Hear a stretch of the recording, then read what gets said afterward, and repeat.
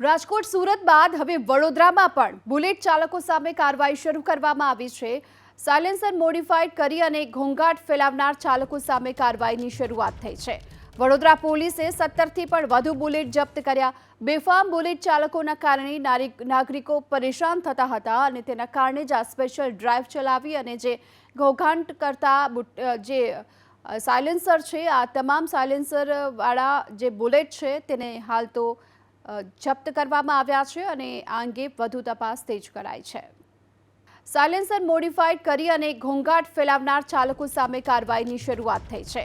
વડોદરા પોલીસે 17થી પણ વધુ બુલેટ જપ્ત કર્યા। બેફામ બુલેટ ચાલકોના કારણે નાગરિકો પરેશાન થતા હતા અને તેના કારણે જ આ સ્પેશિયલ ડ્રાઈવ ચલાવી અને જે ઘોંઘાટ કરતા જે સાયલેન્સર છે, આ તમામ સાયલેન્સર વાળા જે બુલેટ છે તેને હાલ તો જપ્ત કરવામાં આવ્યા છે અને આ અંગે વધુ તપાસ તેજ કરાઈ છે।